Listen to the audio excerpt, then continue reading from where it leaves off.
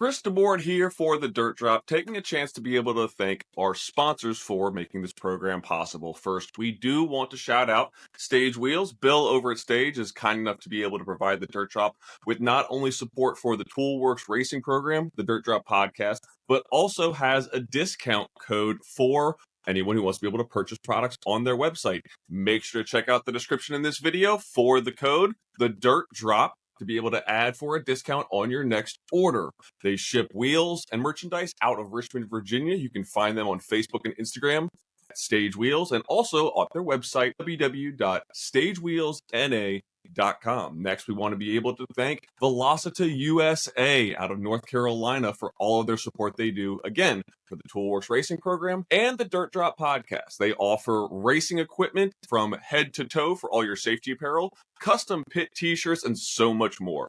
Make sure to check them out at velocita-usa.com or on their social medias, Velocita USA, Facebook, and Instagram. When you go to order, make sure to use the code TDD10, that's TDD10, for 10% off all Velocita branded products on their website. Last but certainly not least, wrapped in our Stage Wheels is Zek Nova Tires. Thank you to Luis Lands out of Florida with distribution in Chicago, greater metro area, and Toolworks also does support in the Richmond and Mid-Atlantic area for distribution as well.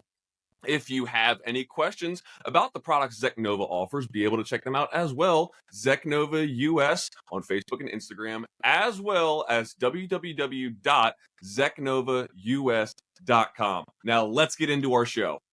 What's going on, everybody? Chris DeBoard here with another wonderful episode of the Dirt Drop podcast from the Dirt Drop Studios here in Richmond, Virginia. My guest today is someone who everyone in the grassroots motorsport and grassroots drifting community is extremely familiar with for not only his participation as a driver, but also as a track owner and a partner in one of the best companies in the drifting motorsport. He was also a host on the TV show Runs Good that was on the Motor Trend Network, joined by his friends Chase Stafford and Aaron Parker. So also the owner of Suika Circuit in New Mexico. Please, everybody, give a proud Dirt Drop welcome to Mr. Dan Brockett. You there, Dan? Hey, where'd you go?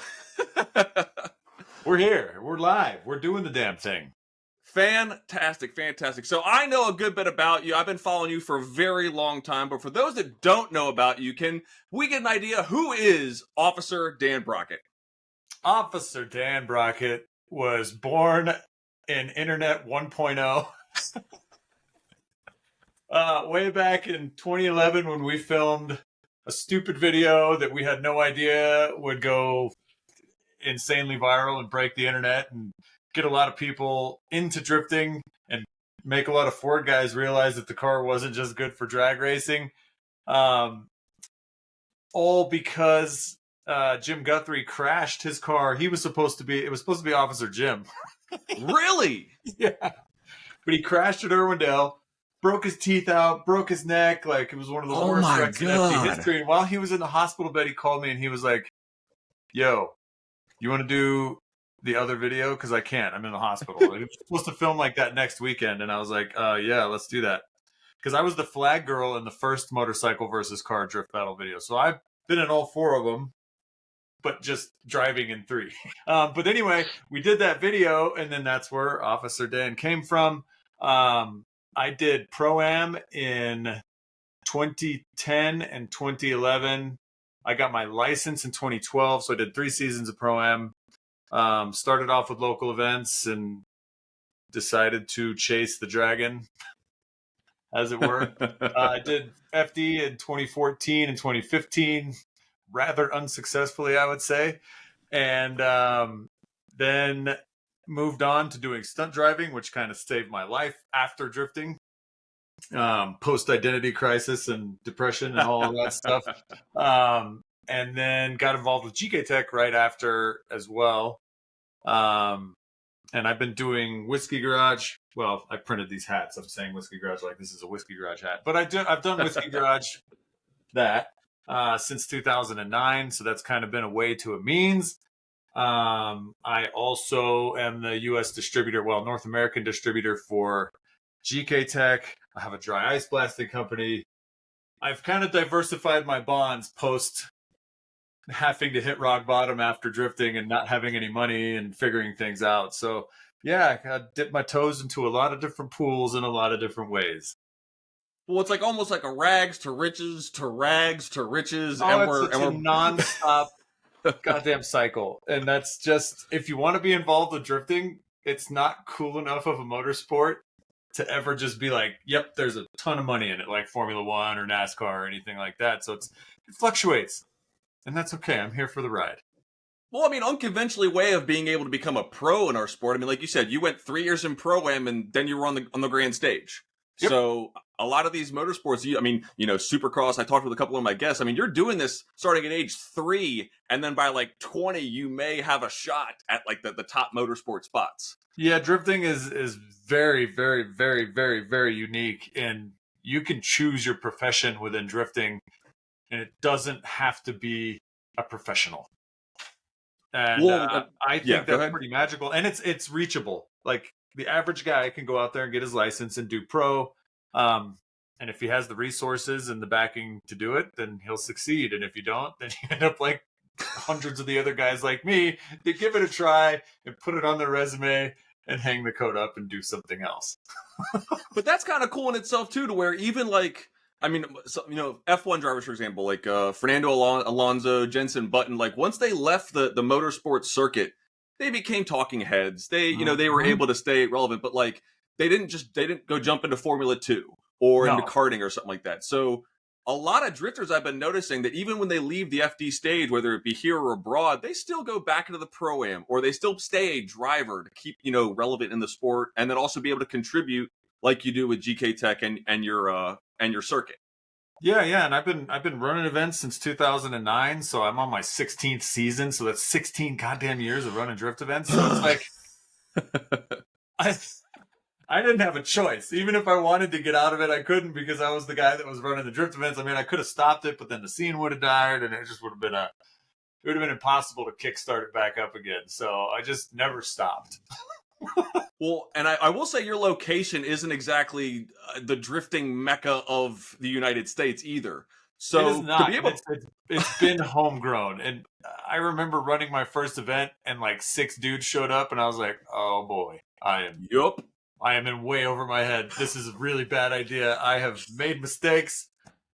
Here we go. And then just kind of learned and worked it out, and then grew the scene and pushed people to become drivers. And now our last event, we had like 76 drivers, and that's in Albuquerque. Good night. That was just a normal competition. We don't have Pro-Am. We don't have anything for money. We don't have anything for prizes. It's just for fun. So it's been crazy. And I mean, ABQ, I was talking with Team Hansen, and they were saying, minimum 2 hours just to go to an event. And I mean, us on the East Coast and in the South are spoiled for choice when it comes to tracks. I mean, do you think that maybe like gets you have like we have to go to Suika because it's the only track? Yeah, I mean, and again, we're lucky. There's another track down south in Las Cruces. It's actually in Deming, Arroyo Seco. Arroyo Seco. They used to run drift events. Like I used to travel to them, and they were amazing. And then he got a bad taste in his mouth from one of the organizers down there that burned him out of a lot of money. And then they haven't done drifting there since 2011. So I was stationed in El Paso from 2008 to 2013, and I was really big into motorcycle sport bikes before I got back into drifting. He's a sport bike guy, so that makes sense. And the track day stuff and the sport bike, and then he did drifting, I think, for maybe 2 years. Yep. And then there were some autocross people that just didn't like the crowd that was coming, and drifters just weren't, I would say, as polished as we are now with some of the stuff. I mean, yeah, we're still early 2000s drifting was way different than 2025 drifters. Let's be honest. There was a we were haggard, and we still are, but it's more of a rough edged haggard instead of just full on just haggard. Well, do you think some of us with some of the gray in our beard now have the ability to, I don't say polish the new people, but to be able to give maybe a better rap to the term drifter? I do think that now that drifting is actually kind of growing up a little bit. Before you didn't really have, and I can't say that because I had the guys that would always come down from Colorado, and those guys were normally dialed. And they were flat towing their cars down because that's just what they did. But their cars always looked good. They always had a good pit presentation. Like they were already doing that back in 2007, 2008, like when I first started. And so they were always my role model. And then I just kind of continued that basically. So as more of us stay into drifting and get older and more responsible, yeah, I do think that it's a lot for the kids to look up to. But then that's the other part of it, is that there's less and less kids getting into drifting as it is, because why would you get into cars? I can barely afford renting eggs. Why am I going to afford, getting the race cars? It's when you do have new people, if you're an event coordinator that's listening to this, make sure you treat them like royalty. Do you think there's a burden on the new people too, to maybe do some of their own due diligence and homework before coming to an event, to maybe, not trip on their own, meat sausage, so to speak? Doing this for so long and running events religiously for 16 years, I have only seen like maybe 3 people in my 16 years that were completely unprepared for the track. So I think their friends talk to them enough and coach them enough and guide them enough to where they can get into it without being embarrassed, without completely sucking. And again, it's literally only been 3. And one of those guys, his first event, flipped his Mustang over. It is the only flip we've ever had in 16 years. But it was the dude's first day driving, and he just went off track and just stayed into it. And he met the other side of the track all the way through the dirt and flipped his car. I was just like, are you kidding me right now? But again, I think that there's enough community in drifting. And again, that's what makes it another magical thing about it, that if you even have one friend that's into it, they're gonna coach you, and you're not gonna go into it blind, and you're not gonna go into it. And even if you do, when you get to there, I mean, the guy that flipped his Mustang hasn't drifted since. I wonder why, Dan. Yeah, it's a rough experience. I know, but yeah, I think the barrier to entry is still very low for drifting, and I hope it stays that way. I know things are going to get more expensive. Things are already expensive. But compared to other motorsports, it's still super cheap. If you go buy a Miata, if you go buy a 350Z, if you go buy a manual transmission 325 BMW, you're going to have a good time, like, regardless. I think the biggest thing would be people coming with open diffs. And you can tell they can do it, but they're not going to do it because they're one tire firing all over the place. But a little coaching, and then they go get their diff welded, and Bob's your uncle. Well, speaking of coaching, do you guys offer any clinics at your track, Suika? I have done exactly 2 in 16 years. When I feel that it has gotten so bad and there are so many people staying on the skid pad that I need to physically help people not suck so bad, then I will get involved and I'll run a clinic and I'll be like, hey, you should probably do this, to specific people that go to the event. And then other guys that are more polished drivers will come out, and I'll make the curriculum a little bit different for them. But I do want to start doing more, because now we have 70-something drivers, and that's a really good way to get people into drifting, is host more classes. I just haven't had time over the last bunch of years of my life, but I've made more time for that because of the ownership of the track. So, and that's a big thing. So it obviously didn't start as Suika Circuit. I followed you back in December of 2022 when you went and made that awesome big post, and that's kind of right around the beginning. Like, I think Cletus was the same year, if I'm not mistaken. He was a little bit before us, because we did a drift week in 2021. No, I think it was still maybe the end of 20. No, it was 2021. And he had already had the track, because we were the first people to drift there. Was there a C4 Corvette still in the infield, or was that a... No, this is pre him fixing anything. There were still potholes everywhere. The infield wasn't fully covered. Like, this was like fresh ownership for Cletus. But he was a big inspiration for us to even have the conversation in the first place. Like, so, hey, you seeing him do that kind of got you... Yeah, and being involved with our track, it closed. Like, it was closed. Like, they locked the gates and nobody was there to run it, and there wasn't somebody holding the lease, and it was just closed, just growing weeds. Now, yeah, go ahead. No, I was just going to say, so that was a huge kicker. And then again, it was just like seeing other drivers step up to the plate and make stuff happen for the community, and being able to succeed with it, even though I don't have a gigantic YouTube following, and I don't have the social media clout that a lot of these other guys have. I was like, yeah, I can make this happen. We can do this. And as long as we have people that are passionate about it, that was the kicker for having our other two partners, because there's only 3 of us. There used to be 84 people that own the racetrack, and that was bad news. Yeah, I saw you when I posted. I'm like, it takes a village, but is that too big of a village? Or that's too big of a village. There was all chiefs, 0 Indians, and nobody cared. Interesting. Well, and then plus just resurrecting your racetrack in general with everything. Like you saw that thing was going on with Portland International Raceway. And then even the stuff Cletus has been battling for like the last year with the developments and stuff like that. New Mexico may or may not be prone to that kind of stuff, but still, I mean, that's an accomplishment.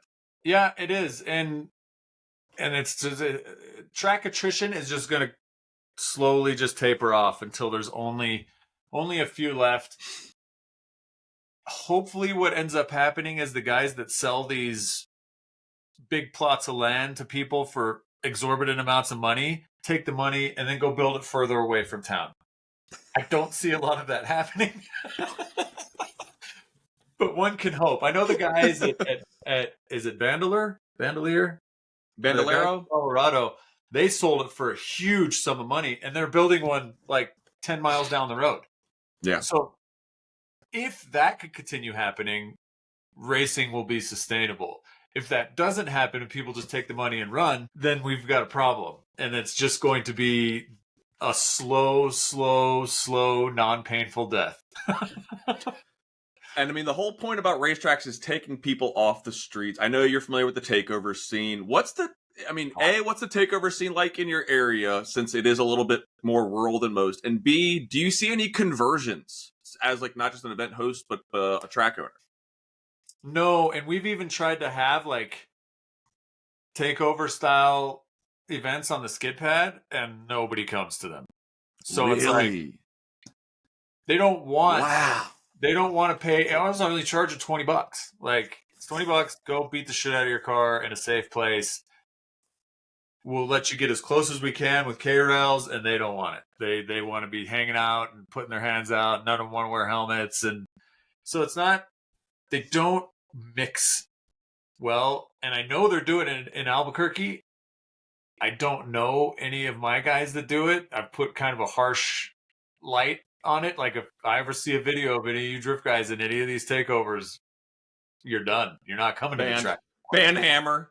So I'm pretty harsh on it, and I know it happens because you can see the donut marks in a lot of the intersections here. So I know there's a scene for it, and those are the dipshits that go to the car shows, and they're the ones that make us look bad just leaving a car show, like a Cars and Coffee in the morning, and it's like, and I can't even tell anything to them because they're not my dudes. It's like, it's a frustrating thing. I wish the crossover was there to like, hey, this is kind of fun. I'd like to get out of first gear. But they don't want to get out of first gear. They don't want to go fast. They don't want to learn car control. I don't understand it, and maybe it's just because I'm old now, but I think most of the drift community really frowns upon it because it does give us a really bad name, and the city cracks down on it, and then they put cameras up, and then it hurts everybody involved.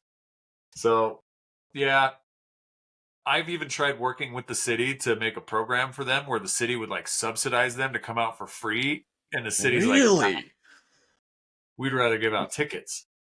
Oh, yeah. And we'd rather arrest people. And we'd rather do this. And I'm like, I mean, touche, but you gotta pay their salaries, I guess, you know. Yeah, you're not wrong there.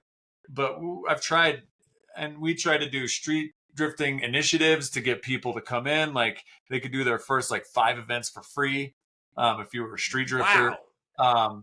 And the city just refuses to work with us on any of that stuff. So we've just kind of given up working with the city at all. Yeah, I mean, and like you said, it's hard to be able to explain the difference when they just see donut marks and tire marks and clapped out cars, like a clapped out 240 versus a clapped out Hellcat. Yeah, electrical boxes and everything else that gets destroyed when those guys rampage an intersection. So well, and then people just being unsafe and injuries, and I know some people unfortunately have lost their lives. I mean, there was that takeover thing in Las Cruces, not even a month ago, where somebody went Yeah. Well, I mean, you run somebody over and then you try to run through a crowd of people. Something's going to happen. It's like like a powder keg, and then it just takes one little, not even a match. It's just like somebody looking in the wrong direction, and then you're just, even just being there is just a risk. So I hate it. I'm glad I could at least get you to say that little soundbite. There we go. Oh yeah, I absolutely goddamn detest takeovers. And not just being part of, obviously your racetrack, but having such a big part of what GKTech USA is doing, North America.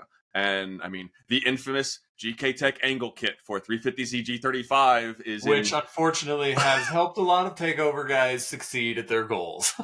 That you're funding the movement. I know. Yeah, I know. Believe me, that's a frustrating part. I will say, I know for a fact that 2 guys that did takeovers that put the kits on their car are now actually going to events. And I can say that with 100% certainty, and they're no longer doing takeovers. So we've converted at least 2 people that I know of. Hopefully more, maybe not, maybe, I don't know. But that's cool. I'll take that as a win. As you should. I mean, again, it's like you save one life, you might as well have saved them all at that point. It's something to be proud of. I'm okay with it. It doesn't make me rest easier at night, but it makes me happy. Yeah.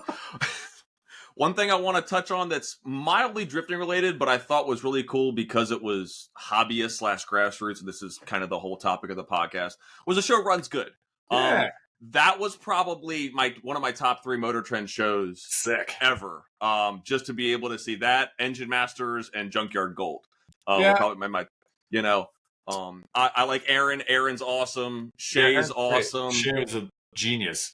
So yeah, it was we did a thing called the Hoopty World Championship back in 2021, and basically that was kind of like a talent search for them to create new shows, and they liked Shay and I's interactions with each other, and we did pretty well. And so my buddy Bart that worked at Motor Trend reached out, and he was like, hey, we're trying to push this show through. Shoot me some ideas. And I gave him a laundry list of stuff that I've been wanting to do for years. I've been pitching to Netflix, and I've been pitching to Prime, and I've been pitching to all these different companies, and nobody wanted to take anything. And so Motor Trend finally bit, which was kind of a blessing and a curse, because we got to do it, but it very quickly became not what we wanted.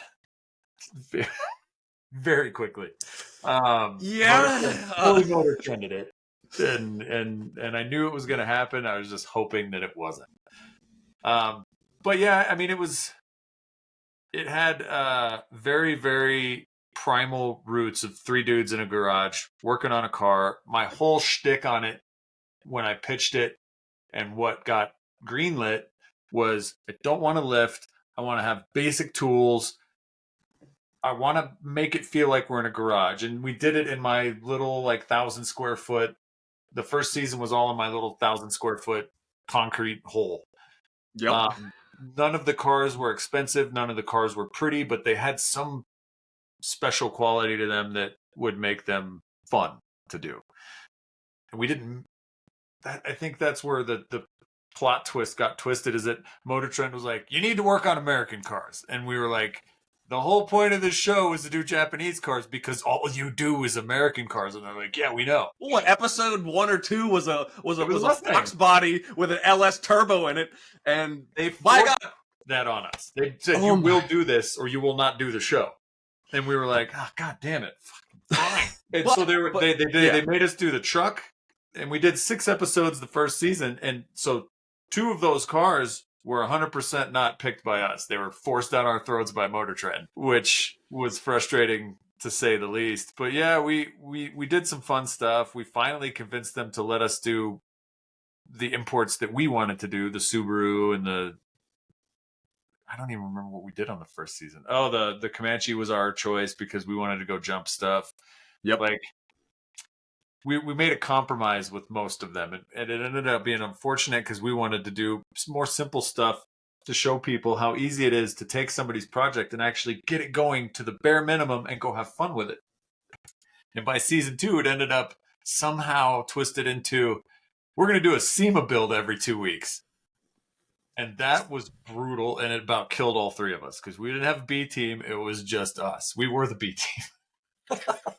Well, and the logistics of it. I mean, Shay had 10 tents. You're obviously there with Shay. Aaron had to fly in from California. Every single time, yeah. And when he wasn't there, sometimes, like, you had Dave Chappelle come in for an episode to help out. But, like, the amount of logistics just to get one episode going, I don't think some people understand how important, or I mean, how difficult something like that is. It is, and we only had 7-day shoots, so everything we did had to get done in 7 days, and that became a very long series of 20-hour days for us. It's like take a nap in the front room and then go right back to filming stuff, and it was brutal. It was definitely not what we envisioned during season 2, and we did 10 episodes of that, so it was basically 7 days every 2 weeks of 20-hour days. It was brutal. We did some really cool stuff that I'm very, very proud of in season 2. But again, it was just like, that's not the point of the show. And they twisted it again to become a build show, and they wanted to take all of the character out of it and make sure that people knew what a coilover was. And I was like, well, I wanted to talk about how the coilover made me feel. Like, I don't care what the fucking coilover is. I want to say my first set of coilovers was Megan, and I entered into my first turn. One of them snapped in half. Like, I've had a hit or miss relationship with coilovers, and it's like, but Shay and Aaron are very knowledgeable about everything, and I am not, and I don't want to be. Again, I'm more of a feelings guy. Like, this makes me feel good. Like, that looks cool. Like, this is functionally good looking ? I don't care about the valving, and I don't care about and maybe that's why I failed at Formula D. I just don't care about the details. I just want to do fun stuff. And it's like they would focus more on the technical aspect of everything instead of 3 dudes working on a car in a garage, which was I will say, if y'all haven't watched the show, I'll set a cue up at the end of the video for it. But just the visible disdain in Shay and Aaron's face when you create this idea at least once per episode, and they're just like, "Dan, we can't do that." No, it's okay. We're just gonna go do it. Dan leaves. Yep. Like, I already ordered all the parts, guys. We're doing this. Yeah. Like, this is happening. And that was all the real stuff. And then as the season progressed, it started getting more and more scripted, and they had more and more talking points that they forced us to do. And again, it was just like, it diverged so far off of what the original pitch and the original idea was. Yeah. I ended up almost getting in a fist fight with the showrunner, and I got fired post season 2.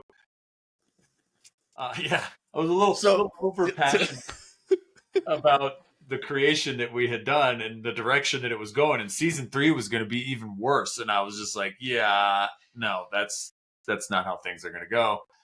It would have been my first fist fight of my entire life. Obviously, though, this was your baby. They came to you for the ideas. It was, and they took the heart out of it. They filmed 1 episode with Dave Chappelle. It was horrible, and they canned the whole show. And then shortly after that, Motor Trend went out of business anyway, so it wouldn't have mattered. But I went out on my terms. But it was an experience. Working with Motor Trend was absolutely atrocious. The problem was with all of Motor Trend is that the guys that are on top are not car people. I think that can be said about a lot of organizations, that regardless of what the brand is or the industry or the whatever, they're not that. They're number crunchers. No, they were absolutely not car people. I mean, they liked the idea of cars, obviously enough to work at a car-based media company, but you could tell that they just weren't passionate about it. And I think maybe like the top dude was, but then they're all muscle car guys, and they had 20 other muscle car shows, and we were supposed to be like an introduction to imports for their current audience and to gain a new audience of guys like us that want to watch that kind of stuff, because there isn't anything like that on TV, and still currently isn't. There's a giant hole that needs to be filled for the guys that want to watch TV like us, that don't want to watch some dude build a junkyard car that 25 other shows have done already in the past.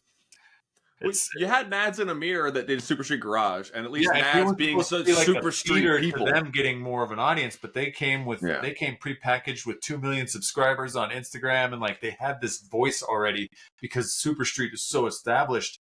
We had Amir on the show, and he helped us with our Time Attack CRX. Mm-hmm.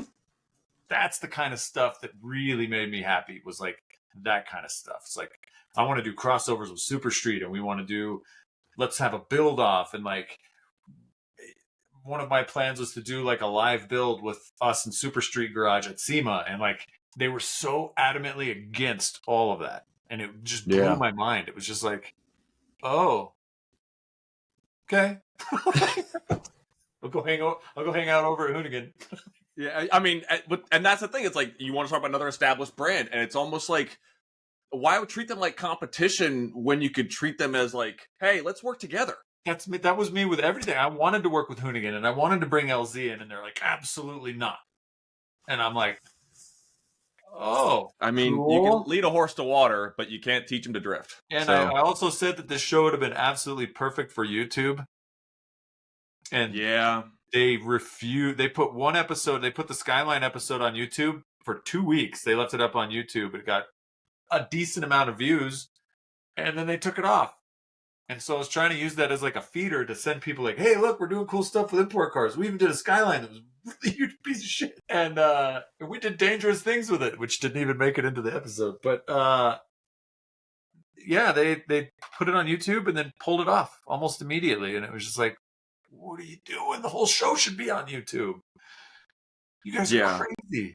But they can't sell ads like they do for TV. It's so funny. I think I watched one episode with my dad because he's a Motor Trend guy and he liked all the shows, and all of our ads and commercials were for like life. You know that button you push when Life Alert. Right? Yeah, I've fallen and I can't get up, and Viagra. And it's like U.S. Cellular, the cellular for the premium crowd. I died laughing because there's your core audience, and they're over here trying to understand what a Skyline is and why we took it to the mountains, and they're like, this stuff sucks. Small block Chevy. Yeah, you didn't put a V8 in it. I don't care. I'm changing the channel to watch tennis. It was such a weird thing. And I know I talked to Tony Angelo a lot because we did FD together, and like, I've been friends with him for a while, and he was like, yeah, it was frustrating for us too, but it was like, because they were doing hot rod stuff, I mean, it was in their title, they got carte blanche when it came to doing stuff. And so when they asked for tools, it wasn't like pulling teeth to go get an extra 10 millimeter wrench from Harbor Freight. Right. Oh yeah. So I mean, it was a blessing and a curse. I'm really glad I did it.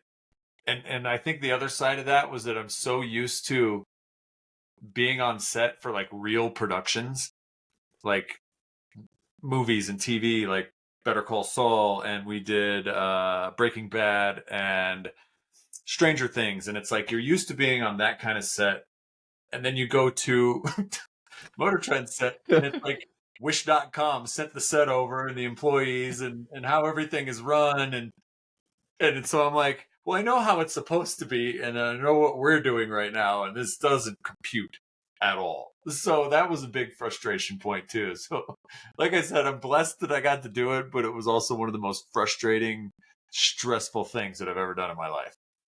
Yeah, we found Jeff the PA over on the corner 20 minutes ago holding a cardboard sign. I guess, yeah. We'll work for 10 millimeters. One of the cool things, though, I like about your show, and obviously Super Street Garage, was bringing a lot of the brands, products, and just some names that we're not familiar in, I guess, the hot rod world to popularity, like Status Seats. Yep. A lot of the handbrake stuff that you were doing, obviously GKTech stuff. Yeah, we did a lot. Anything that I could use my sponsors for, mostly as a big thank you, I did. And then that also became a problem. They only wanted to use companies that were paying us, and the sponsors were giving us the stuff, most of it for free, and they weren't getting any credit. Like, I'd be like, we're going to install this set of coilovers from Fortunato. They're super sick. I run these on all my cars. And how they would cut the episode would be, we're installing these coilovers. And they would cut the Fortunato part out. And I'm like, what? And they're like, yeah, well, they didn't pay us. And I'm like, they gave it to us for free. Like, what do you want? We came in under budget because they gave us the coilovers, and then they would cut that out of the episode, and then I would get mad at them, and then they would get mad at me. And then so I just started full retailing them for anything we bought from these companies at the end. And I was like, all right, well, since you're not going to give them a shout out, you're going to pay full retail. Not even a discount, not even a 5%er. So that became a big fighting point too. And it was like, and then the third thing was that they were really shitting on all the guys that helped me locally. Like Ernie, the other stunt biker from Motorcycle versus Car, lives in Albuquerque, and he also has a wrap company. And so they ended up they wrapped the Mini Cooper that we did as a Miata in season 1. And then in season 2, they wrapped like 2 cars. And I really wanted them to come in and be like, I work with Ernie. Ernie was on these cool videos that we did, and he's wrapping this car. So he's a big part of the community here. He comes out to all the drift events. He's got a drift car. They refused to put him on camera. They refused to do anything to help them. And they made them wrap overnight, like every single time. And so that became a huge pain point, was the way they were treating the people that have helped me for a decade. The glass guy that came in, I wanted to have him like installing the glass in one of the cars while we were doing our closing. And he made everybody turn their cameras off until he was finished. And then we did the closing. And it's just like, again, all of these things were leading up to my explosion, but it was just like, do not shit on the people that help us. Like, why are you doing this? Well, when they go back to Southern California, you have to stay in Albuquerque. And Shay has to stay in Albuquerque. It's like, these are all your homies. It was mind-blowing. And the only guy that they put on, because he gave us a $10,000 paint job for free, was Will. And that was because I was like, I'm going to pull my car out of this, and I'm not going to let you film with it. That was with the Corvette. The Corvette, the Phantom Corvette, and Will's really the only other person that got like interviewed or was able to be on the show, because I was like, this is a stopping point. If he is not on the show, I am not doing it anymore. I will just come to set and just stand here. I don't care. You will put him on, because that was a huge like loss for him. He lost a week of his shop, all the labor to get the car ready. Like, that was an insane amount of work that he did for us for free. And they were they really went in depth on like all the work that it does. Because I mean, to wide body a car, let alone a Corvette that's almost 40 years old at that point. Yeah, and that thing was not a beaut for you to even start with. No, that thing was a raging pile of garbage. Yeah, amongst the other raging piles of garbages that you started with. Sure. But yeah, no. When I started watching that show, it's like when I watched the first season of Roadworthy Rescues with Derek. Yeah. And core values, just a guy and his tools, and going to get shit running and driving it home. And then by season 2, and then season 3, Motor Trend's hard, and that's weird to have Motor Trend be a verb, but it was such a true thing. And watching it like just repeatedly broke my heart every time I would do something. And so yeah, it got to the point where I didn't want to be there. And if I wouldn't have gotten fired, I would not have done a season 3. I would have taken whatever legal action they would have took against me for quitting, and that would have been it. Like, at least you got the vet done. Yeah, I got the vet done. I bought the 8.6 because I didn't want the 8.6 to go rotting in something. Shay owns like 4 of the cars. I know Aaron got a bunch of them, but I think he sold them already. So we actually ended up with a good chunk of all the cars we did on the show, which was fantastic. And that's not exactly normal for a lot of the Motor Trend shows. Like they're pretty dead nuts on keeping a lot of those as long as they can, because they had want a warehouse stock. To like 400 or 500 cars in there from all the stuff that they've done over all the years. But when they went out of business, they had to liquidate everything, and so that's the only reason why we were able to do that. It's like Mannheim auctions, Motor Trend edition. It was, and it's funny because I'll see the cars pop up, and I always get linked in them. Like the Miata sold to some guy. The Ranger that we did with the SR20 came up for sale in Arizona. Like, the cars pop up, and then people are like, "You should buy this back," and I'm like, "No, you have no idea how bad that thing is." Like if you see it on Bring a Trailer, like they did not take enough photos. Like, yeah, the description is lying to you. God, I think the Miata is the only one that I probably would have bought, because we worked real hard on that one. That one was Miata was pretty cool. I mean, that was a really outside the box situation. It was, and again, it's like Shay was doing all the heavy fabrication, and I just welded a bunch of stuff, and then I didn't have anything to do, so then it became my art project, and I just started stenciling stuff on the cars because like it was so involved that it was just like, all right, I'm gonna find something to do that's not just standing here. So it was like there was that part of it, and that's the kind of stuff that I enjoyed, was making it look like a tank. It's a Miata. It's the most thing that should never be classified as a tank, and it was that to me is the kind of stuff that I wanted to do on the show, where it just makes fun of everything else. I mean, outside of the I would say capitalist ideas that they were pushing and the full on hot rod, the three homies in a garage vibe, I think was still there. Do you think that's something that even in real life, do you think that's still a thing? Do you think that's becoming still, what's your thoughts on that? I absolutely believe that's a thing. And that's what we were trying to glorify in the whole first place, was keep doing this. Don't stop. Don't give up. Find a homie, ask him to come over, give him pizza and beer, like hang out in the garage. These will be some of your core memories especially if you're just getting into cars with somebody else, even if you both suck at it, is like the best thing you can do, because you always have somebody to lean on. There's always that outside opinion. You bounce stuff off of each other. You suffer together. Like it really is a bonding experience like you've never experienced in your life. And I think that anybody that's into cars should go through that. And I think it's funny because I think the stance community does a much better job of that than like the drift community does.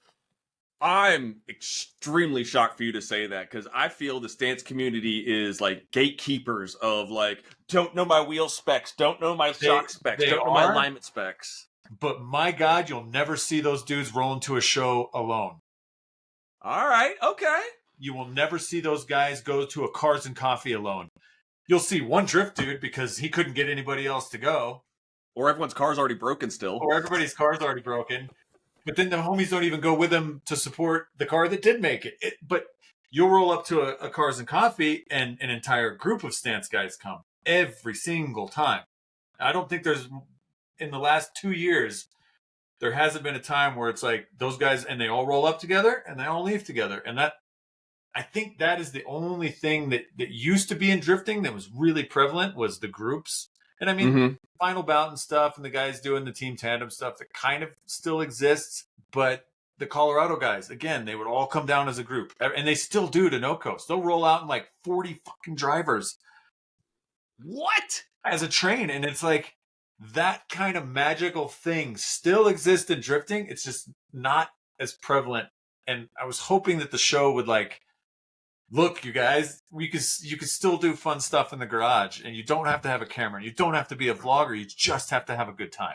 So yeah, and I mean, yeah, go ahead. I was hoping that would just bring stuff back and like remind people of why we were doing this in the first place, because it wasn't to get clout, and it was just to scramble and get to an event. That's what we did in the beginning. And I don't know what happened, and now they'll post up and be like, I need some help putting this engine in, and it'll get no responses, and I'm just like, it makes me so sad. Yeah. And then that's one less guy at the event, and then that's one less person because he didn't have any help to do it, and it's just I know there's a few guys that are willing to get out there and do it, but everybody has to work, and I understand, but yeah, I wish we could bring some of that back, and that was kind of the goal of the show that didn't end up being the goal of the show somehow. That's fair. I mean, at least it was a chance, and you had some fun. You got to screw around with the homies, and you got some kind of cool cars out of it. We got some cool cars out of it. We got to do some really fun stuff. Like, we got to go toge a private road that nobody's ever done that on in Colorado. That was rad. Like, even though the car was a raging pile and the floorboard was like falling out from under, you go clutch in, and your heel will drop through the floorboard. Like, that thing was bad. But we got to do really cool stuff. We got to jump cars. We got to do off-road stuff. Like, again, we did get to do some really cool stuff. And I'm very, very thankful that I got the opportunities to do that. Plus, I got to bond with Shay and Aaron and, like, learn their capabilities of stuff. Is just, like, mind-blowing. With Aaron's wiring and Shay's, like, everything. It was really, really, really cool. The only unfortunate thing is my guy Scotty, that's been tuning my car and working on my drift cars for like almost 15 years now, almost as long as I've been doing this. he got banned from being on anything Motor Trend because of some social media posts he made as a troll in mid 2000s. Like he was supposed to go with me on Hoopty World Championship, and they they called me and they're like, yeah, Scotty's not allowed to be on TV. Why? And they're like, we can't tell him. He's gonna have to tell you. And then they gave me a list of like comments that I needed to delete because I would like laugh at some of his stuff that he would post, and I was like, ooh. Guilty by association. I understand now, and so I had to go one by one and delete my likes and comments off of his posts. But they were out there. But he was trolling because he's vegan, like he's super community oriented. He's been helping, and he worked at 1010s. And that's why I always had For Scotty on all the cars, and everybody's like, "Did he die?" And I was like, "No, he just wasn't allowed to be on the TV show." In memoriam. Season 1, almost every car had a For Scotty on it somewhere.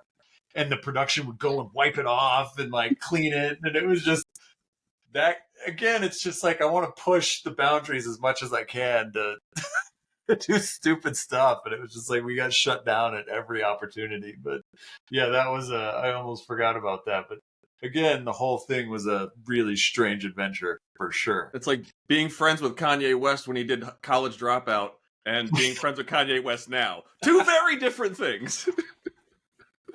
That's a good comparison, minus the weird sex parties. Yeah, exactly. Oh, so I want to go back to one thing you mentioned about the Stance crew, which is, it brought up a thing in my head. One thing they've been doing here on the East Coast, actually just a couple of weeks ago, was there's been drift events that have car shows. Yeah. And you get the spectators from the car shows to be able to experience track drifting. You have ride-alongs, which if I'm going on track solo, there must be something I'm testing or something like that. I love giving rides. I don't know about you. Yep. Is that something that maybe you would want to see more of, maybe try to do more of? What's your thoughts on trying to bridge these two communities? The Hot Import Nights recipe. I think it's a fantastic recipe. It goes hand in hand with each other. It is a little bit like oil and water. But the people that are there to just spectate don't care. It's the Stance community doesn't really interact with the drifting community very well. I've tried to run car shows at my events. God, I'm such an idiot. And maybe this is why I shouldn't have been allowed to have a TV show. So I would say maybe it was like No Coast 4. We started having drivers come out. It was 2014. I was like, you know what? I'm going to run a car show. And I promoted the living crap out of it. And I had like 110 registered car show cars, plus all the drifting. And my dumb ass had a good thing going and absolutely shit on all the car show people. And I didn't do it in a place of like, I hate you guys, you shouldn't be here. But I made all the awards, and I got really nice awards, but it was like awards for best gas cap and sickest lug nuts and best of the worst. Like Daniel. Really, really nice awards. And I got up in the tower and I was announcing all the prizes for what the classes were because I didn't tell anybody what the classes were. And it was like shiniest tires. Like it was the dumbest things that you could ever imagine about. It made fun of them a little more than I probably should have. Because now having some car show cars, I understand like how much work they actually put in. And I feel really bad for doing it. Like half of them got up and just walked out and drove their cars home, and they never came back to another car show. So I'm sorry. Public apology. Yeah, that was in hindsight probably a really bad idea. And again, it was just I thought it was funny, and all the drift guys thought it was funny, and some of the car show guys thought it was funny, but the rest of them like took it way seriously, and I got blackballed from that community. I got removed from Facebook groups. Like it was a big deal. And so we've never had a car show again at No Coast since then. I mean, realistically, that would be the event to have it. So for those of you who don't know, No Coast Bash is, like you said, 16 years now. We will be this year will be the 15th year. So, I mean, No Coast Bash came apart with the West Coast being so popular in the early to mid 2000s with these drift parties. Final Bout was in its infancy on the East Coast, and stuff was really kind of coming to fruition. Yeah, mine was just a copy of All-Star Bash. That's all it was. Okay. Okay, so yeah, so I guess other than that, can you kind of explain how the growth of that event has become at your track? That one has become its own monster in so many different ways, other than me making fun of stance guys. The first No Coast was in 2010, and I had run. That was my first year taking over running drift events. The guy that was running them before ran them from like '06 or '07 until 2009, and then there was nobody to run drift events anymore. And so I kind of stepped up and I was like, well, I guess I've been doing this long enough, which was like 3 years at that point. I'll do it. With all my veteran knowledge of nothing. And so I stepped up to do it. And my first season, I lost like $40,000 is what I owed the track. Something close to $40,000 because again, I said 6 people showed up and 6 people at $100 a piece does not cover the track rental in any way, shape, or form. Nope. And so I was like, well, I failed pretty miserably at this. I'm going to throw a Hail Mary and I'm going to run something that's like All-Star Bash because I don't have a choice and I don't want to move and run away from these people that I now owe $40,000 to.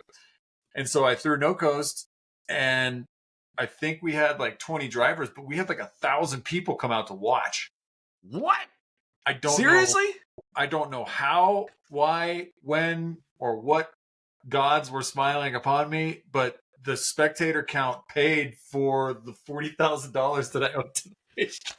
Oh, are you serious? And so I was able to pay it, and then that became my recipe. I'd run up a debt, and then I'd have a No Coast, and it would pay it off. And then I'd run up a debt, and then I'd have a No Coast and pay it off. And I think that the final turning point for when it actually became profitable was 2019 was like the first year I ever made money doing No Coast. So 9 years of doing this event in that way and running my drift seasons that way, I had made negative dollars. So it was literally a Hail Mary that just grew, and I never changed the recipe, and I never changed like the core values of No Coast. We have a bonfire, we have metal bands, and now we have BMX. And then we have lots and lots and lots of driving, and we have team tandem on Saturday night. And that's the recipe, and that's been the recipe since it's been going. And now I have to cap it at 230 drivers because I can't handle that much. I just can't. It's taxing to deal with that many people. And it's great because people build cars for No Coast now, and like they do one event a year, and it's that one, which is just like mind blowing to me to get people out like that. That is the biggest honor I think I could ever have, is to have people say that they will unretire every year, once a year, to come out to this event.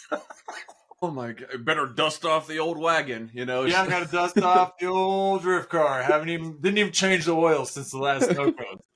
So it's like that kind of stuff. Just like it continues to like give me the stoke and make my heart happy, and so now it's just kind of become the last bastion of like real party events. Because I've gone to Spring Break Bash in Florida, and I've gone to the Grid Lives, and I've done Fuel Fest, and it's different.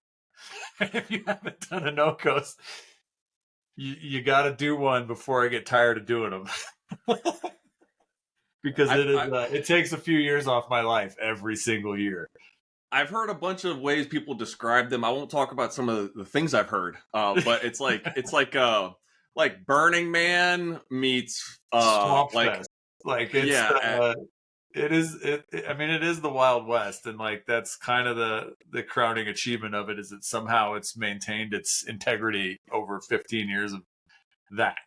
So it's pretty crazy. There's going to be some changes this year because of insurances. That's a whole different nightmare. I got dropped this year. They're covering the rest of my events, but on the sheet it literally says we will in no way, shape, or form cover the event that is called No Coast Drift. I mean, there's only so many insurance companies for motorsports insurance. I think there's like 4 solid ones right now. And they all talk to each other, which has been the problem. I've been trying to get insurance for the event for the last 2 months, so I think we have a prospect that's going to do the drifting. What's going to have to happen is I'm now going to have to get like 4 different insurance policies: one for the camping, one for the drifting, one for the bands, and then one for the overall event. So that's going to suck, and it's going to be really expensive, but it is what it is. I mean, insurance is something that I've talked about it before with other event organizers on here, but what's your experience as far as like the multi-shell game of running a drift event, as far as how much really goes into something as simple as just like a regular drift day, not even no coast? Oh man, there's a lot more than most people think or give their event coordinators credit for. On top of all the promotion and actually getting butts in the seats to watch you guys show off, which is as difficult as it is, even with our track only being like 30 minutes out of town, we still have issues getting people there, especially if it's like windy or rainy or overcast in the city. People won't come out. And I know other coordinators fight that very same battle, but just getting butts in the seats, I think, is the most difficult thing. Then you have to add in making sure that we have to have 2 EMTs here for our insurance, which has now skyrocketed in price. It's like $1,400 to have 2 guys sit there. And we've never even, the only time we've ever used them is for like when a fan passes out in the stands. Like we've never used them for actual drivers. And so it's like, I can't even imagine the hundreds of thousands of dollars I've now paid to ambulance people over the last 15 years of doing this. That makes me sad. So you got to deal with that. You got to make sure they show up on time, and you got to make sure they know what they're doing, because a lot of times it's different people every single time. And so then you have this ambulance randomly crossing a hot track, and you're like, what are you doing? Then you have to have your volunteers. If you can even get volunteers in the first place, like if you need to have a skid pad babysitter, if you have start line guys, or then you have to organize them getting their free meals in compensation for them being there and helping you out. Then you have to have flaggers, and you have to have anything that insurance requires, and you have to get out the correct amount of fire extinguishers on all the different spots where you told insurance that they were going to be for insurance reasons. If the event is large, like no coast, then you have to have security, and you got to have porta potties, and you have to have security guards, and you have to have all this other stuff and crowd control. And it's like, it starts to get really complicated really quick. Oh, and then the tow trucks. When you got new guys in the course, they're going to go flying off, and they're not going to have tow points. So you got to have at least some experienced guys that know how to tow a car without ripping the whole front end off. And then you got to have your ticketing staff. So leading up to when we took over, it was always you pay cash at the place. Like that was the only way that you could do it. And then I didn't like that. And so now you can pre-register, and you just scan, and you get to go in faster. Like you don't have to park your car. You don't have to get out. You don't have to go to the window. You don't have to buy your tickets. So now you can pre-register, get your stuff scanned, and go straight into the event.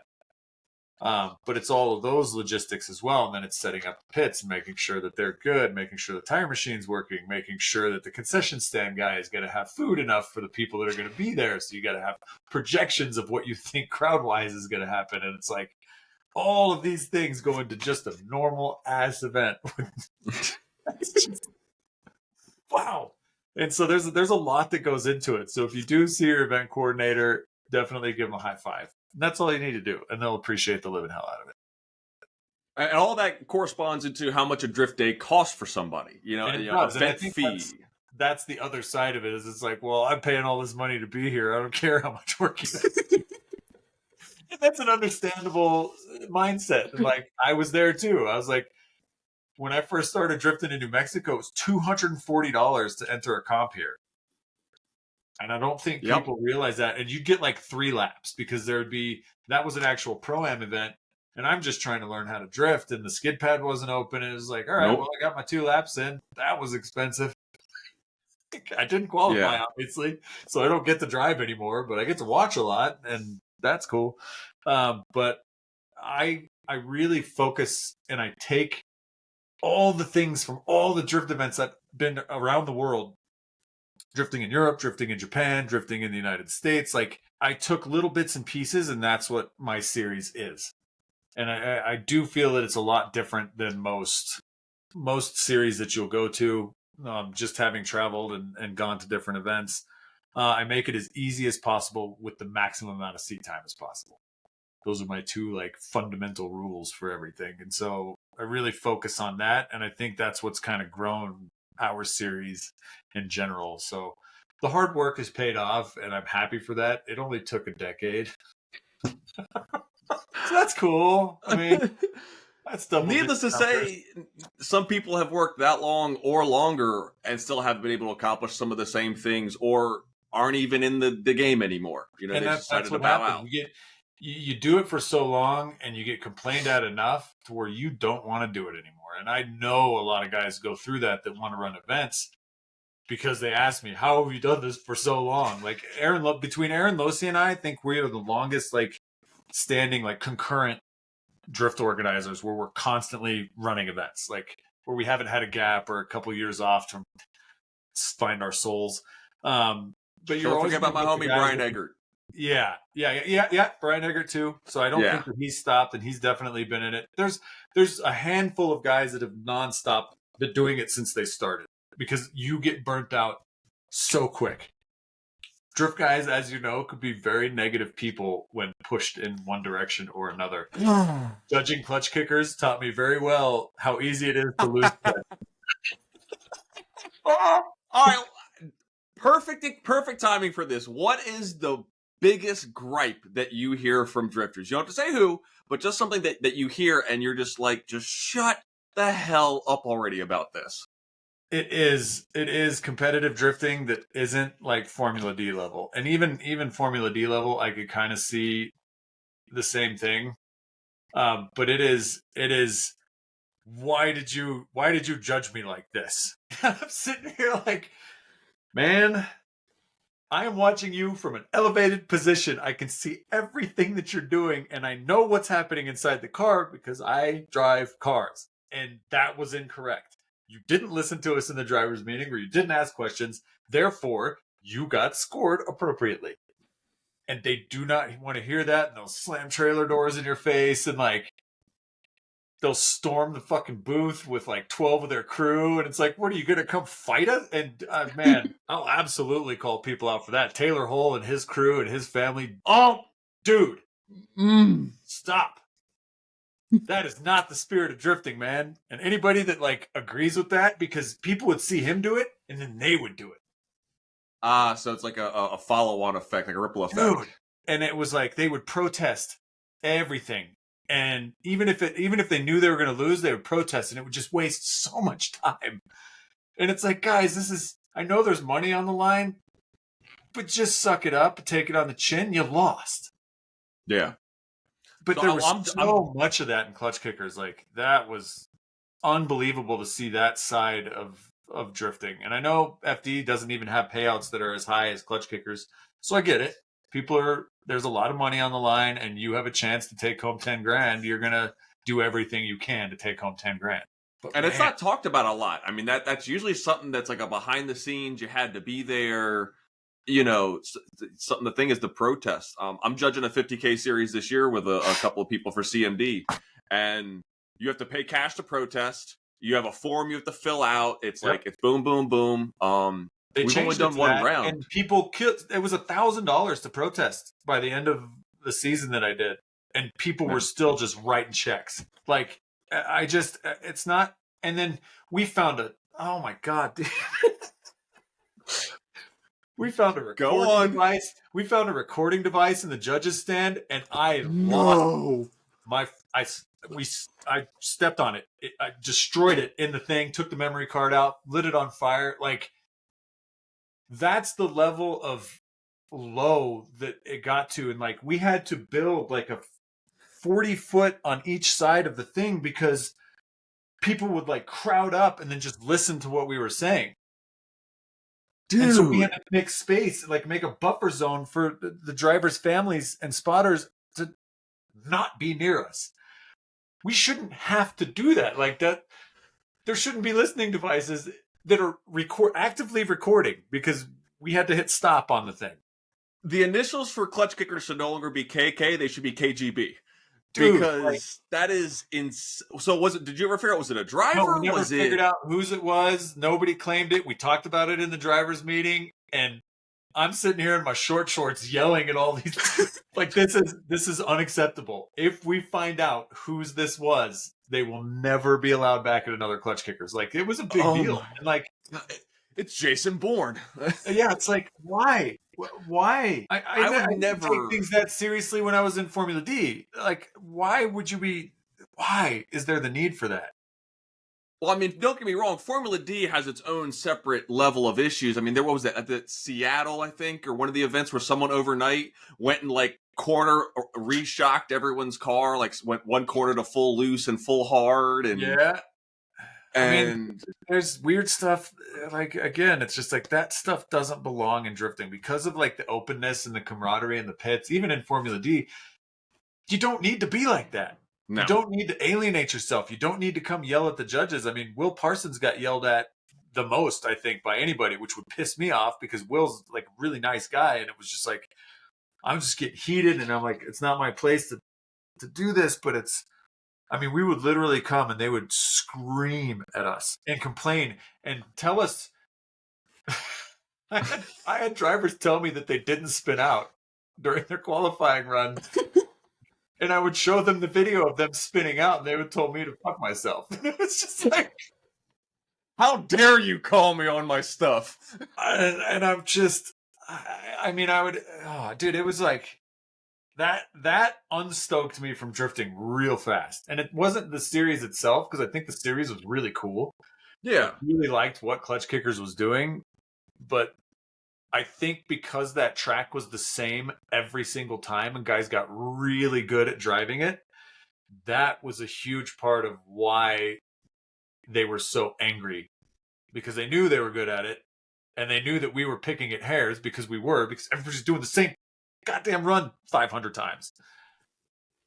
And it was the little things. It was us nitpicking, but that's the whole point of having judging, is that we are there to nitpick. And then I got LZ's a good friend of mine, and we've hung out since before his mustache days, like the BMX days. Yeah, well, right when he was transitioning, like I did the spring break bash out there, and I was pitting next to him, and I was lending him hoses for his SR car, and like he came and stayed at my house a bunch of times, and like, but then him and Alec Honadale were going for 1 and 2, and that was like 2 weeks of my life dealing with death threats, which I should never have to do in the world of drifting in general. But it was mother of God. And it wasn't anything that Adam directly said, but it was what he didn't say. He didn't say that he respected the judge's decision and we're going to move on with our lives and we'll go get him next time, which is, and he later apologized to me for it, but it was like, I literally had to deal with 12-year-olds creating an Instagram account and commenting on every single one of my posts about how they're going to kill and rape my dog. And I'm just, why? Not the dog. Why?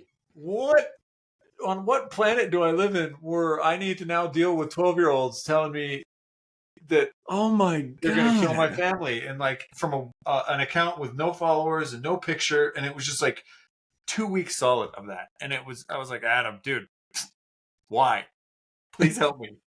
I am going to lose my mind. And he did. He apologized, and it was like, but that side of drifting is kind of a weird place, because you wield a 50-ton hammer when you have that many people.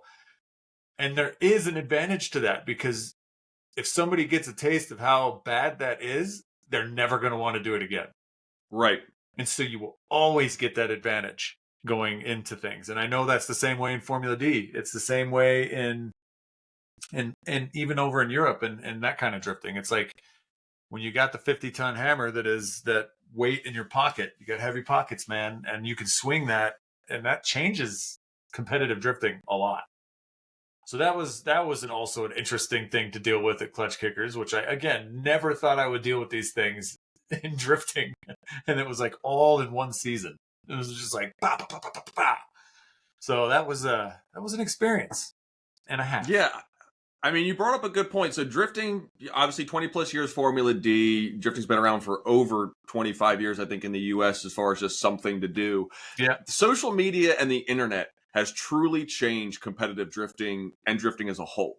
It absolutely has, in so many positive ways. And on the flip side to that, I think Adam has probably single-handedly gotten more people into drifting than any other driver out there. Yeah. And that's just facts. He'll bring more attendance to events. He gets people to watch live streams no matter where he is, because you can visibly see when Adam gets knocked out, the live stream tanks because people. Did LZ go yet?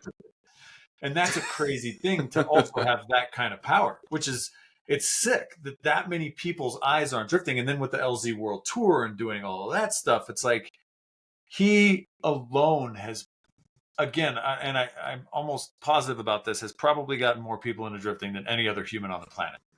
And I know I've gotten a lot of people into drifting from those stupid videos that we did, but nowhere near pales in comparison to that kind of activity. On the flip side of that, you have to think of it from a company's perspective. It's like you have me with 30,000 followers on Instagram, or you have Adam with 8 million followers on Instagram. Which one is going to be the better deal to give sponsorship dollars to? And so even if, I mean, you have TJ Hunt, it's Valvoline, like that's big sponsorship that doesn't do professional drifting.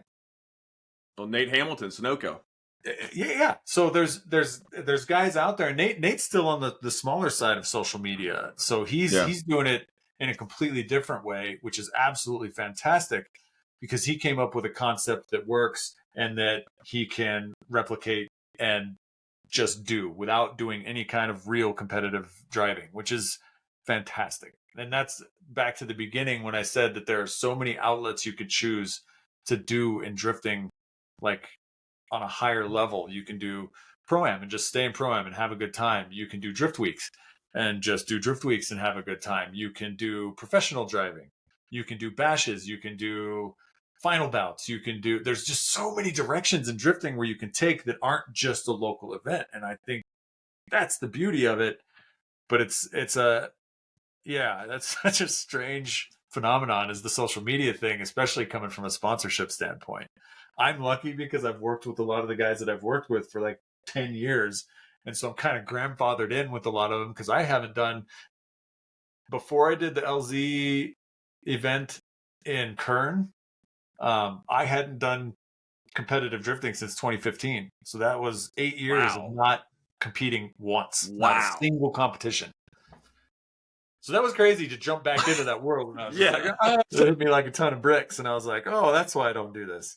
But it was fun. I mean, like, it was still casual, but that competitive air is still there. It is still alive and well in drifting for sure. Well, then I guess so. Then could you still think there's a healthy balance? People who like want to compete, but then still do like the fun grassroots events, and then try to balance that. I think once you cross the threshold into pro or semi-pro, and by semi-pro I mean like Hot Pit and LZ Fest and Clutch Kickers and anything that's not like actual licensed competition, once you cross the threshold past Pro-Am, you don't really do a lot of other events other than those because it becomes too expensive. There's a risk that you're going to break something. So I think you have to buy a seat time car and then manage that up. Car, but then again, you're spending more money that you could be putting towards your program, and it's like, where do you draw the line? And it's like for me, when I was doing Formula Drift, I literally probably did like 14 laps total in 2 years. That's how little I drove doing Formula D. And paid a lot of goddamn money to do it. I was just about to say, like, how much was each lap? The car off the trailer, it's gonna break. So I'm not gonna pull it off the trailer. It has less of a chance of breaking when I do it the next time. So I didn't drive. I didn't practice. I didn't even look at the car. I think there's a lot of that happens with guys that take that step over the line, and then it becomes infinitely more expensive for seat time.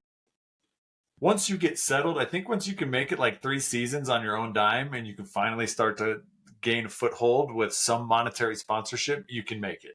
And then you can have a seat time car, and then you can branch out and start driving more. Like Rome, when he started out, he was just doing Formula D, and now he's doing basically everything that he can because he has a means to do so. Yeah, no, his brand has, over the last, I think, just 3 years, has that shifted. Hand in hand with that. Yeah. So because he's putting himself out there so much, and he did Clutch Kickers, and he's doing Hot Pit, and he's doing Formula D, and he's just putting himself out there as many places as he can, it's exponentially grown, like you said, him as a brand, which is, again, that takes so much work and so much effort and so much dedication. That's the Nate Hamilton approach to this. And that's the difference between already coming in with a social media following and kind of building it from scratch, which is insanely difficult to do. Well, Matt Kaufman's another one. He was hot for a while. He did FD. He kind of just chilled for a while, and then the last 2 years, I mean, he's on a warpath. I got to see him at PRI, and I mean, he's almost like a completely different dude. He's still chill as hell, but like polished, mature. He's the definition of chill. Yeah, but like, yeah, no, I mean, I think that there's something to be said now that we are getting older. So talking about that money, 14 laps for 6 figures essentially you did in 2 years.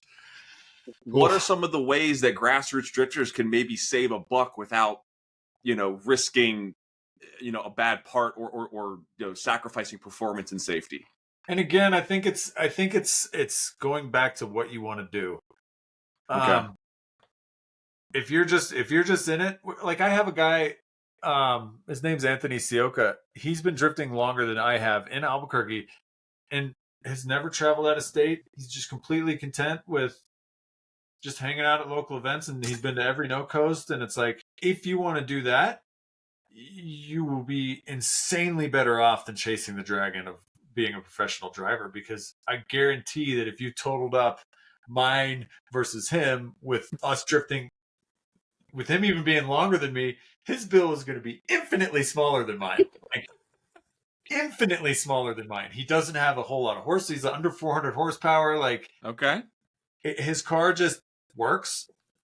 And he just has a blast, and he just does our local competitions and has a good time and teaches the other guys stuff. And it's like, if you want to do that, drifting is very, very attainable, and it's very, very affordable. The problem exists is when you see, like, so I bring my pro car out and it's 600 horsepower and it's supercharged and it's V8. It's got all these parts and all these stickers. And then you see that and you're like, I want that. And then you go for that. And then you don't drive as much because now it's too expensive to do any of the above. Your tires now need to be 285s, and they have to have grip, and they can't be the bottom bargain ones. They have to be the grippy ones. And then your wheels have to be light, and you have to upgrade your axles, and then you have to carry spares of everything. And it's like, again, it's another threshold. There's a threshold that's within. It's like, once you start chasing horsepower and chasing the looks of the car, then you're going to be at a disadvantage, and it's going to get really expensive really, really quickly. Stay under, I would say 350 horsepower is more than enough for every single track in the United States. I was just about to ask you what your power level, your prime, your sweet spot. 350, being under 350 is the magic. That's where you can still run like 235, 245 series tires. They don't wear out. You can do lap after lap after lap after lap. You're not breaking stuff all the time. You're not going through transmissions. You're not going through axles. You're not putting an insane amount of wear and tear on your engine because it's barely making any horsepower. Most engines can handle that regardless. If you're doing a Z and you put a 100 shot of nitrous on it, you'll be fine. Alec Honadell got second place at Clutch Kickers the first season on a Z with 150 shot. Yup. Like, that's the kind of stuff that keeps people in drifting. And sometimes I have to get in my Z and go drive the Z at the track just to remind myself of how many laps I can get out of a set of tires instead of just doing 2. So the price point for just having an under 350 horsepower, like 370Zs right now, they're the jam. They're like 310 wheel.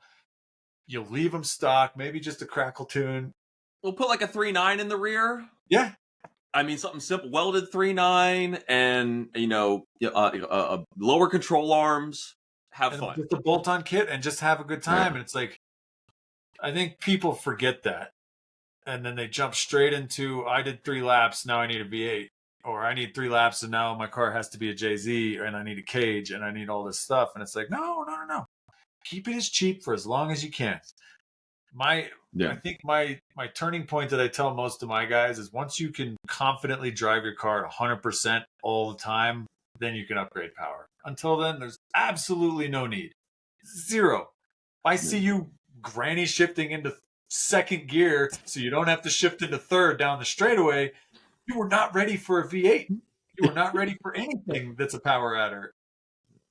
I don't know what to tell you, but it's like, if you can change the mindset of people to get away from just chasing horsepower then they're going to have a good time. They're going to stick around longer, and they're going to be happier doing it. Well, and I hate to say it, you start scaring people when you do take your I call it my comp car. I don't have a pro car. You take your comp car to an event because you want to give badass rides at Fuel Fest. You want to be able to create this experience. But then you pop the hood and I've got a 408 on E with rear mount and all this kind of stuff. And they're like, oh well, what kind of tires are you running? It's like, oh well, I brought 4 sets, so that's probably about like $1,500.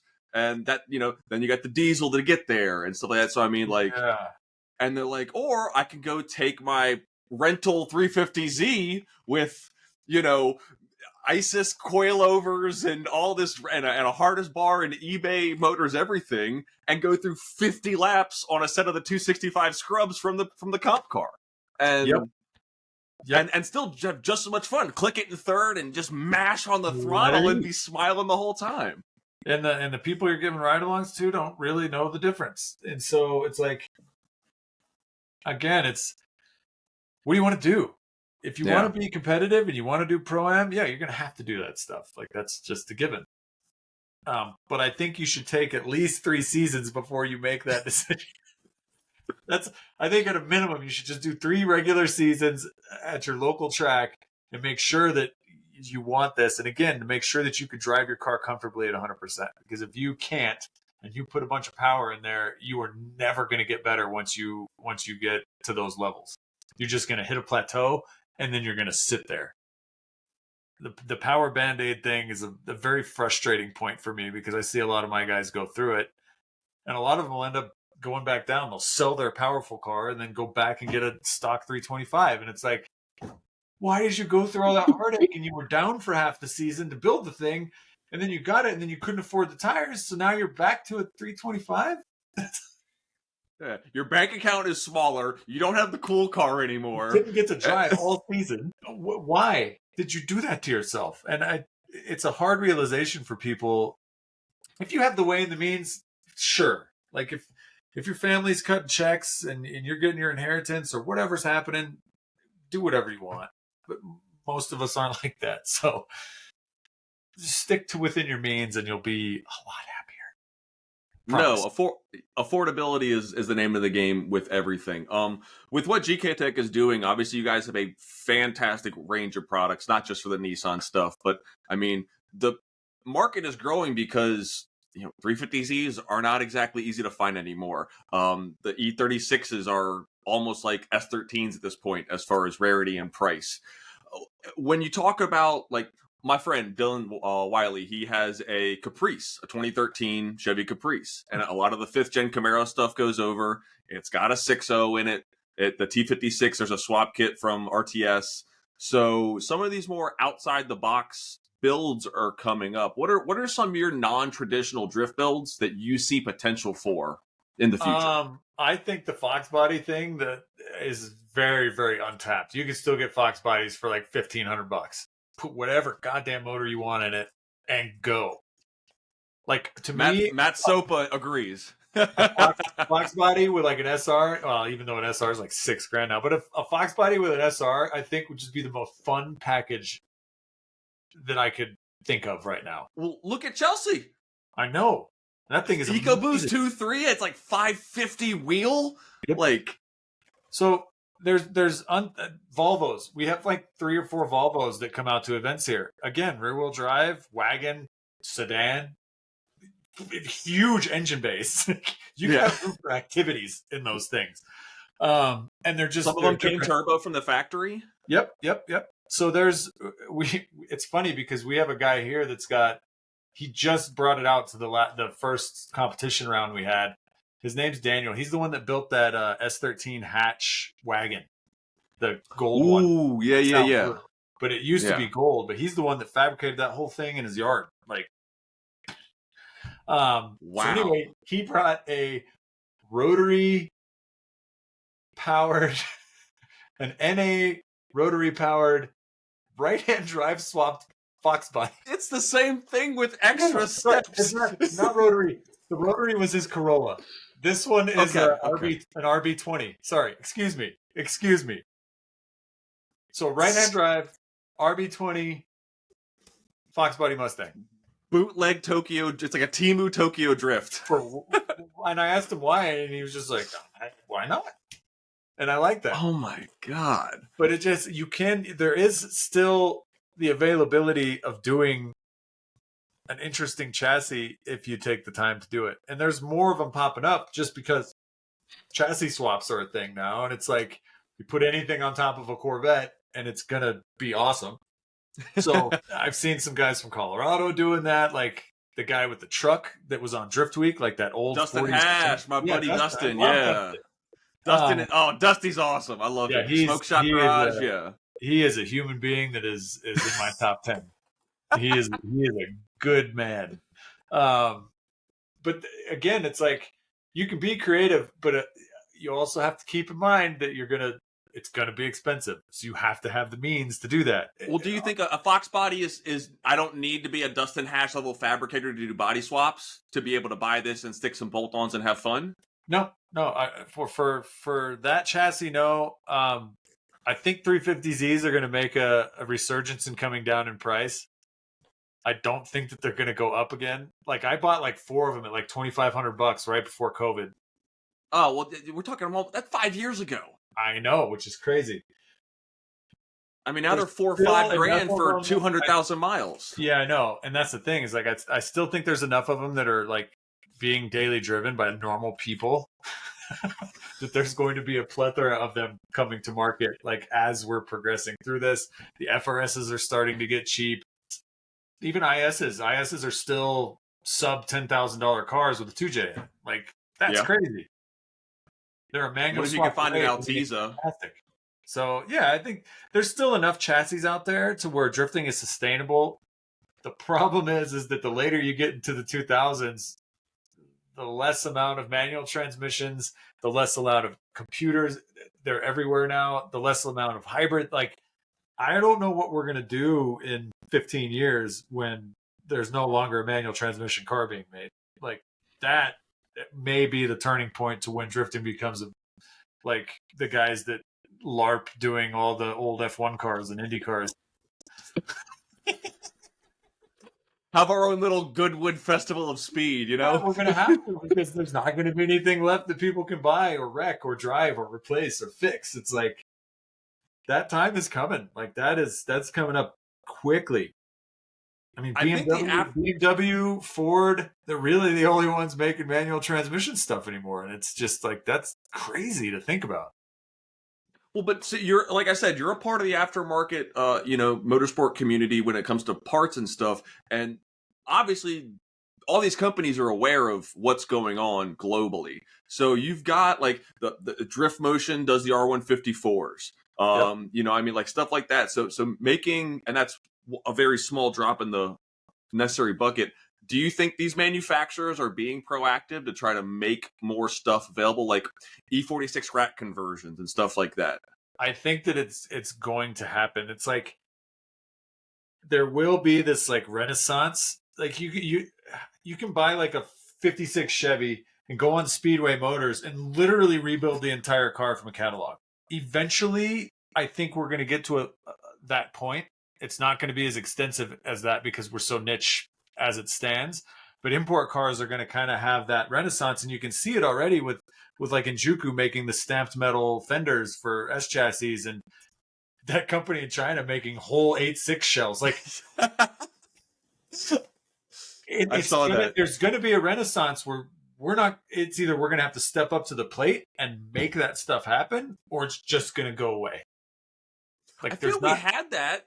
Like with Super Street Magazine, you couldn't go 3 pages in Super Street without full page ads of like APC, Extreme Dimensions. And I mean, that kind of was like a Speedway catalog mixed with a Hot Rod magazine. Yeah, it definitely was, but it's the little things. It's like the clips and it's the hinges and it's the stuff that aren't being manufactured now that will need to be. That's the kind of stuff where there's a lot of opportunity, especially when we get older. And it's like, for me, I restored my first 240SX because I've destroyed God knows how many of them. I figured I would make one nice. And it was one of the most expensive, frustrating things I've ever done because I had to wait 6 months for something and then I had to get it from Japan. And it was just like, oh, that's why people don't do this. So it's not easy right now to do that kind of stuff. But the moment somebody steps in and is like, well, I'm going to take over this whole chassis and redo all the panels, and redo all the interior pieces, and redo all the knobs and buttons, and then that's when it's really going to start to kind of blossom into its own thing. And then you are going to be able to take a clapped out shell and actually get it back to going again. But right now, it's like you see a shell, that thing's going to the scrapyard because it is insanely difficult to find all of those little things. Because there's not a single source. We make a lot of stuff, and we make a lot of stuff that Nissan doesn't make anymore, but we don't make enough of those little things to actually get it back together, especially interior-wise. So you also go ahead. Sorry, I was going to say there's a lot of opportunity for companies to start doing that now and get a foothold while they can, except for the tariff thing, but that's a whole different story altogether. Yeah, tariffs aside, Nissan's Heritage, I believe, a couple of years ago resurrected R32 parts. And now they've done which 33 and 34 because I just went to the Nismo Museum in Japan, and they have an entire shop that's just like all the little things you need for your engine, MAF sensors and coil packs, and it's like, this is sick. Yeah, the manufacturers are helping with that, but God, that stuff is expensive. Well, what was it? Larry Chen just went and did a frame off on his V-Spec. And if he wasn't Larry Chen, I think you would need to have $500,000 at a minimum to do that. Yeah. Now, like, Nissan isn't the only manufacturer. You've got Mazda, you've got Toyota, you've got Honda, Mugen, stuff like that. Do you see that maybe they're going to get on board? Because, I mean, if you start redoing Mark IV Supra parts, you start redoing FDRX7 parts. They are, and being at Tokyo Auto Salon, I went to Tokyo Auto Salon for the first time like this January.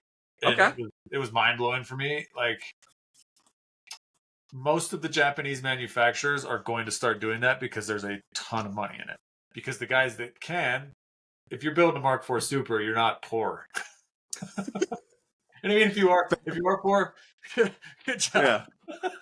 But they are going to start making parts for those because they had some of the heritage parts on display at Tokyo Auto Salon for Mark IV Supras and Mark III Supras, actually. Like, so the companies saw Nissan do it and they were like, oh my God, that's a lot of money we're missing out on. And so I think a lot of the companies are going to start doing that again, but it's going to be for the Halo models. It's not going to be, they're not going to make stuff for S chassis. They're not going to make stuff for, it's going to be like their top stuff. So the MR2 guys are like, man, that sucks. But it would be the same for us. It's like the S chassis stuff is few and far between, which is crazy because we've noticed a swing. Like last year and the year before was the least amount of S chassis stuff we ever sold, and then for some reason 2025 way uptick in S chassis stuff. Really? Couldn't tell you why. I have no idea where these. Maybe people are getting barn finds and they're like, "Oh, it's sick." I don't know, but there's a resurgence in S chassis stuff, and they've even like the guys in Australia have already started developing more stuff for S chassis because of the uptick in S chassis sales. So that's a crazy thing that I didn't see happen. I saw it just kind of slowly tapering off until there was just a few of them left. But apparently, it's alive and well. Well, one of the things, I mean, obviously with the import law, 25 years, it's only a 2000. So, I mean, these S13s and RPS 13s and PS 13s that are coming from Europe and Australia and Japan, they're not U.S. cars, but they need to get modified. So maybe that's helping our population of S chassis. It very well could be. I mean, the import thing is great. All the S15s are coming in. All the Skylines are coming in. So we've had an uptick in Skyline sales because, dude, I've had some of my R34 knuckles for like 6 years. What? Hey, if you just pop them in the mail, I'll take a set. I can pop them on the car. So it'd be fine. It's crazy to see this kind of shift as more import cars come in, especially the Nissans that we're actually starting to sell the stuff. Because a lot of times Australia will be like, "Hey, we need that set of R34 knuckles, and we need that control arm for this." It's kind of an interesting thing to see that now we're finally getting that stuff where everybody else has had it for so goddamn long. Yeah. I mean, as far as not just the import community, I mean, American stuff, German stuff, are you starting to see more of an uptick with just pop it out of those brands? Yeah, and it's like the Rome stuff with the garagistic and they are the us of the BMW world, and it's like Right. people ask us all the time, why don't you get into BMWs? And it's like it's right there. Just buy their stuff. We don't have to develop anything. Like they exist, just like we exist for Nissan and now some Toyotas and one BMW. Like we exist for us. They exist for them, and I think as it goes, more companies are stepping up to the plate. Like I said, to fill those gaps, especially as cars become 20 years old and manufacturers are no longer obligated by law to make replacement parts for them. So that's usually the big turning point of when a chassis starts to get more aftermarket support, is when the OEM stops making stuff.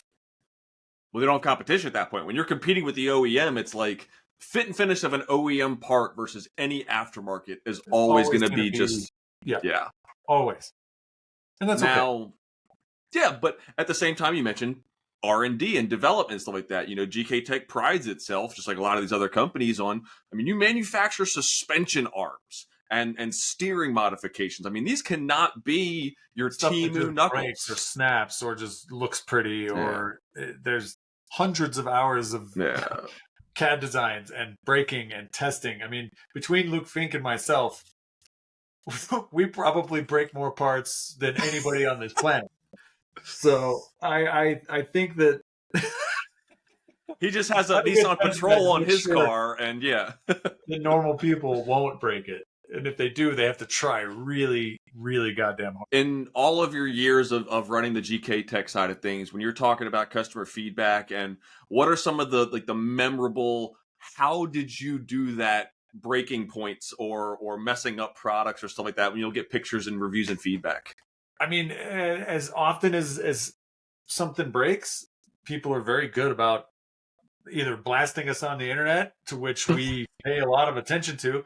And that's very, as negative as it is to do that, it's still a very positive in our eyes, because it shows us exactly where the pain points are. And those have minimized over the years as we pay attention to those. And it's like, well, this sucks to install, or this broke, or these heim joints are absolute dog shit garbage. We are very good at taking that feedback and actually putting it into manufacturing, or giving it to the engineers and being like, this sucks for the end user. Why did you do it like this? Oh, I did it like this because of this. And it's like, well, we need to change it to be like this because it doesn't work. So that's why most of our stuff is on version 3 or version 4. Some of it's just now getting to version 2 because it works right off the bat. Some of it doesn't. And if something is bad or does break, anybody that's bought that product, we will usually send out an email to replace that thing for them without them having to pay for it or shipping. Like we did a heim joint replacement. We ordered like 20,000 heim joints and just shipped them to everybody that had a bad heim joint.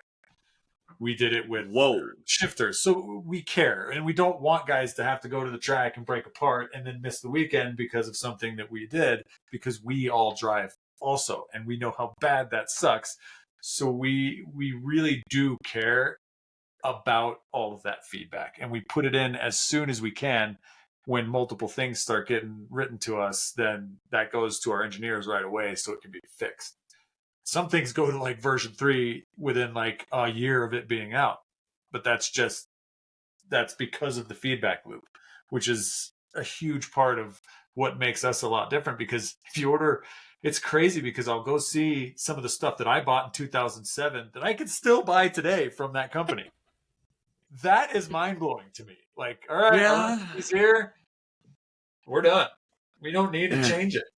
And so like that is nuts. And so I think working with GKTech on a lot of this stuff, and then I give them a lot of feedback on things that I see, and because we're involved with the stuff every day. And they have, I think, 7 full-time engineers right now in Australia that are just fixing, churning, and designing new parts. Wow. Now that we're coming out with new chassis, we got FRS and BRZ and GR86. We've got the IS300 that we just came out for Black Friday last year. Like, we're trying to open up our same product style to make things affordable and easy for people to get into for multiple chassis now. So now you don't have to spend $3,000 for an angle kit to go drive your IS300. You can spend $300 and see if you like it. And if you don't, you spend $300 and you can unbolt it and take it off. So there's that side of it where it's like we want to make as many parts as we can, but we also want to make them affordable for people to actually maintain doing it. Affordability is definitely still the name of the game, because at the end of the day, everything costs money. And when you're debating, I do a wool, costs money twice. Yeah. Well, yeah, you buy an IS-300. Oh, I have to buy this $3,000 angle kit. It's my first angle kit, and then you don't understand. You lock up, and then you blow out a corner. Yeah, you're not going to want to stay drifting. Yeah. Now, I will say the one thing I was curious about GKTech, I did a little bit of perusing on the website. Do you guys offer like component replacement? So, like, if I just need like a Heim joint or an arm instead of having to buy a whole thing. So that's another thing. A lot of other companies, you'll have to buy the whole set. Like that's just, you break something, you got to buy the whole set. I've had to go through that myself. It sucks, but then you have another spare.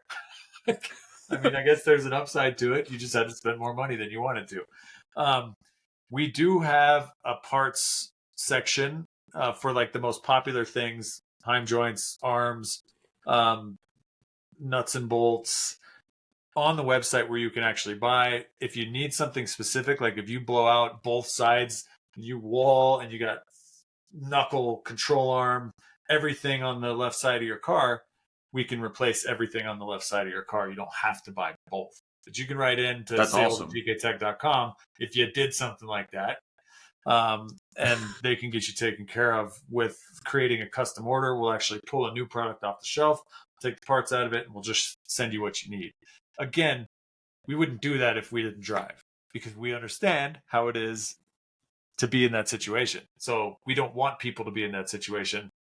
And that's why we do that. And I think we're one of the only companies that does it to that extent.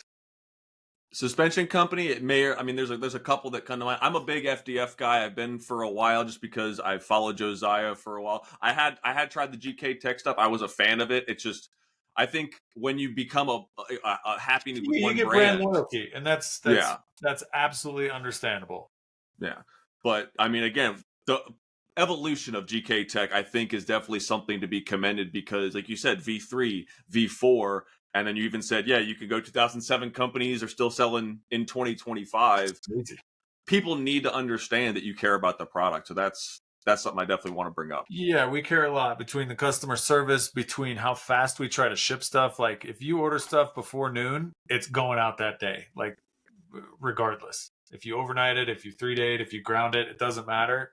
Again, because when I order a part and it takes 3 weeks to get here, and I'm just like, God damn it. You miss 2 drift weekends, and So I ship stuff like I would want stuff shipped to me.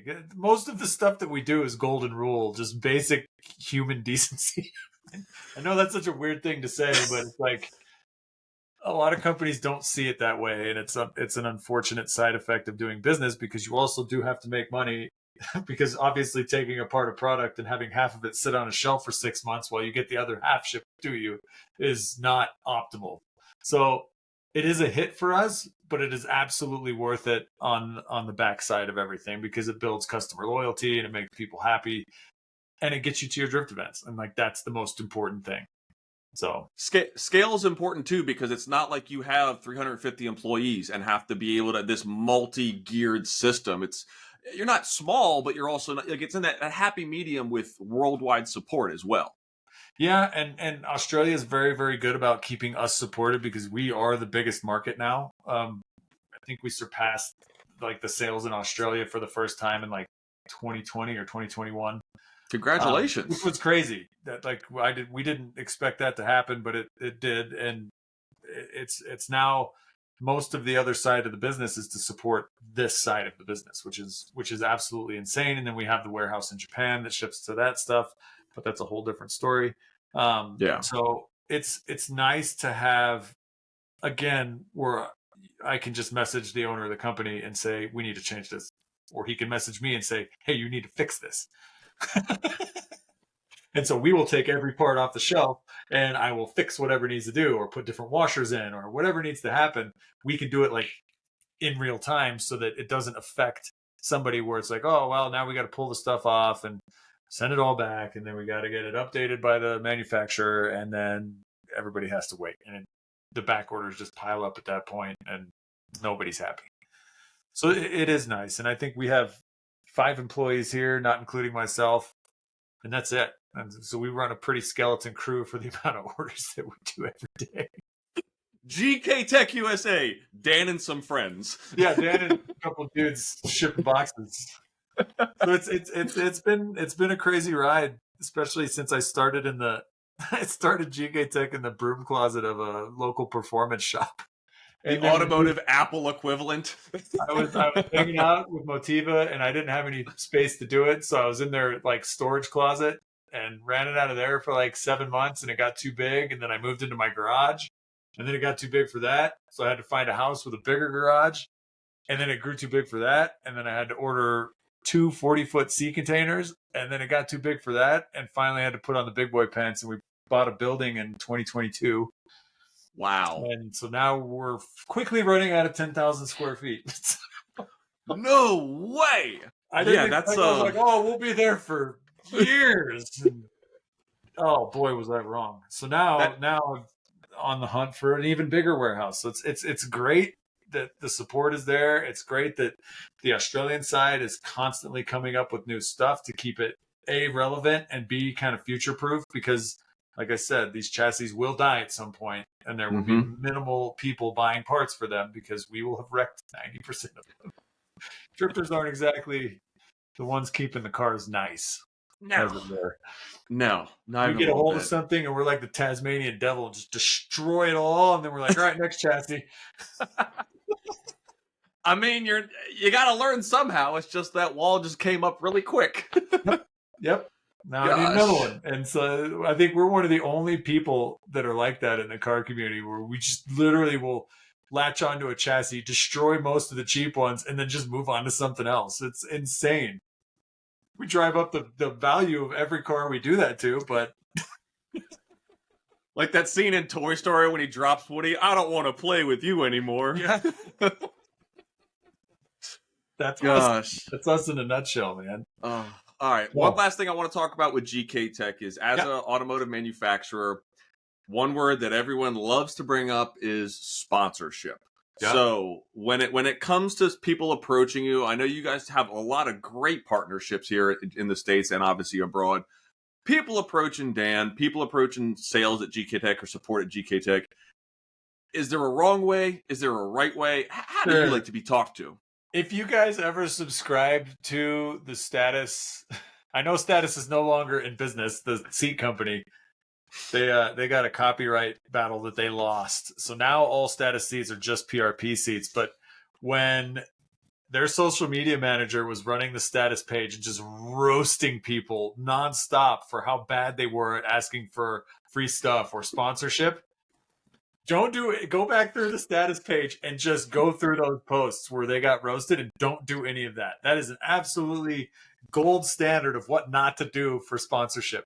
Because we'll have guys that'll be like, yeah, I want $6,000 in product, and then they won't put any information about what they want to do for us.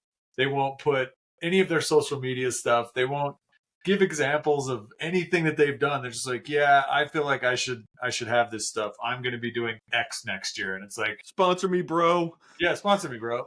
And those go straight into the trash because there's nothing we can do with it. And the people that actually take the time to put together a proposal, for one, there's many resources out there on the internet. I have my Pro-Am proposal up on danbrockettdrift.com. You can just take it and look at it and figure everything out from there and just copy it and make your own. I don't have my current one up because obviously things have changed over the years, but it's a good example of how to do just a basic proposal. It needs to have pictures, needs to have colors, needs to be very simple, very to the point, and it can't be, mine's even too long. I would say maybe like 3 pages at most, because again, when you're getting hundreds of these a month, yours has to stand out. It's just like getting a job, and people don't treat it like that. They just treat it like, oh, well, if they give me a discount, that'll be cool. But you won't get that if you don't put any effort in. So you got to have a proposal for one, and you have to be clear about your goals. I think that's the second biggest piece of feedback I'd have to anybody asking for sponsorship. Do not ask for parts if you cannot tell the company what you are going to do for those parts. It doesn't work that way. If I can take $500 and put that into an Instagram ad and get 50 sales, Why would I sponsor you for $500 in parts for you to share it to 8 people? Take that piece of advice, and anytime you ask a company for something, is what you're offering that company worth more than what they could put into advertising? Mm-hmm. If it is not, redo everything that you just thought you had, because it will not work. And you will find that you will get more sponsorships and more opportunities for partnerships if you go that way. Another big piece of advice I have is dip your toes into the water. Don't ask for $6,000 in parts, never having had a history, and then your last post is from FDF or from WiseFab. That happens way more than, I'm just doing this WiseFab install, but I need this shift knob from GKTech, so I'm going to ask them for sponsorship. We check that stuff. Like, that's a conflict of interest.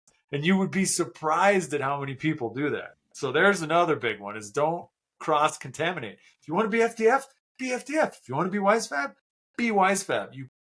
They will be unhappy with you if you joined us, and we will be unhappy with you if you're with them. It just, it doesn't work. But again, be loyal to whoever you're with. Again, most of the guys that I've been sponsors with or been partnered with, it's been a decade of me working with them. But it's creating that relationship, and you don't just get married right away. You got to kind of figure out if you like each other. Right. Well, and then some of the times when you get married right away, it doesn't always last. And a lot of times, if you come in and you're not asking for free stuff and you just want a discount, and you're like, I want to show you what I can do for you, I will do it for a discount, and then we can talk in the future, is a much better way than coming in at, I need $6,000 in parts like yesterday. This $6,000 guy really rubbed you the right way, didn't he? Dude, and it's because the $6,000 guy is like everybody. I need front and rear knuckles, front and rear control arms. I need every arm. I need an e-brake kit. And that's like $6,000 worth of stuff, like to outfit the whole car. And people just demand this stuff. And it's like, you wouldn't do that at any other business that you went to. So why would you do that when you're trying to partner up with somebody? So be professional. Be professional. Offer what you can do first, with a very small thing at the bottom about what you need from the company. And always leave it open for negotiation, I think. Because a lot of people are very close-ended. I need this or it's the highway. And it's like, okay. See ya, bud. The road's looking real good right now. And especially since the guy that runs all of our sponsorships, his name's Zach. He's a fantastic human. And he has the Lord's work of dealing with these every single month in and out. And I'll get friends of mine that ask me for stuff, and I'll send the recommendation off. But that is absolutely not the way to do it. If you know me, just go straight to Zach. Just write the sales box. It will get funneled to him. Trust me, it's better that way. You can say you know me, by all means, please do. But just don't send it to me first, asking me to give you some sort of in for that, unless we're really good friends. But there's like 5 of those, so you're probably not it. And the real good friends wouldn't even ask like that. Like, you see them in a pinch, and you'd be like, "Hey, bro, listen, I know you've been struggling. Give me what you can on this, and then just get out there and let me know what you think." Yeah, most of those guys, and a lot of those guys are sponsored by other people, and so it's like, well, I really need this thing, and I really need it sent to this hotel, and that kind of stuff we can work with, like as is on a basis based off of my personal relationships with them. But that's very, very few and far between. But yeah, just be professional out there, guys. You're making everybody look bad. I don't think of a better thing we could end on than just be professional. Don't make us look bad. Talking about all the personality, just be professional. Be professional. Finally, at this point, I want you to shout out anybody and everybody that you like to work with, any of your sponsors, and how can we be able to find out more about the Officer? If you want to come to one of our drift events, if you're traveling through, if you want to check everything out about the racetrack, it's suikacircuit.com. That's how you spell it, just .com. Otherwise, I'd like to thank GKTech for dealing with me for the last 10 years now. I've been doing GKTech stuff. So that's been a hell of a ride, and I'm very proud to be here and where we are right now. And hopefully the company will continue to grow. As for sponsors, I have been working with Volino Tires. It's been fantastic. Radium Engineering since the beginning. I pitched them in 2011 when I was still doing Pro-Am, and they were the only company that said yes. And so I've literally had nothing fuel related in most of my cars since 2011, and it's been Radium Engineering to the ends of the earth. Been with Fortunato since Motorcycle versus Car Drift Battle 3. So that was 2013. So yes, 12 years. Wow. That's crazy. Yeah, it's gone through some regime changes, but it's crazy. Same with Status. Status was as long as that. Unfortunately, RIP Status. They're not around anymore. Spec Clutch has been around since the Pro-Am days. I have Kansai Wheels. They've been heavily involved in both my stuff in Japan and in the US. They've shipped wheels over there multiple times, so that's been a godsend. Who else? 1010s. Obviously, Shay's shop has been instrumental in keeping the cars running and tuned. And if you're in Albuquerque or if you're passing through, absolutely stop by Shay's shop and say what's up. He's got some really cool stuff. He's got most of the Runs Good cars there. They do dyno tuning and pretty much everything else that you could imagine. So if you need a crackle tune, you can talk to those boys. I'm looking at my car on this poster on my wall. I've recently, it's so funny. I was Garrett Turbo for a really long time going through Formula D, and then I put a V8 in the car, and then it wasn't turbo anymore. And so I kind of lost that relationship. And then in 2017, I talked to Magnuson at SEMA, and they gave me a blower to put in my V8 car, which I put the Magnuson stickers, 3 of them, big ones, on the car, and then didn't put the blower on until last year. Don't tell Magnuson. I'm sure they're not going to, yeah. And so here's me with my Magnuson stickers on, and I've been tagging them, like doing all the normal stuff. It's just the car hasn't had I would just say it's been Bluetooth. It's sitting on my desk, and it looks cool, but I don't want to cut my hood and anyway. The power bump. Yeah, I didn't want to do that because as much as I love Alec Honadell, his car was the ugliest looking front end I've ever seen on a. And I was like, I refuse to do it. It's the same blower. It's a TVS 2300. And I was like, if it's going to look like that, I don't want it. I don't want to have the cone sticking out over my bumper. I don't want the block right there on top. I didn't want anything to do with it. And so I didn't put it on. And that was literally the sole reason, is because I didn't want to cut my hood. I'm an idiot. And so it's so funny. I get to LZ World Tour and I'm in the pits and I feel so fucking bad because I'm currently duct taping over the Magnuson because I feel bad at this point. It's now been 6 or 7 years since I was supposed to put this blower on. And I was like, I'm not going to do this anymore. And I was literally duct taping the Magnuson logo when the Magnuson rep came up. I was like, what are you doing?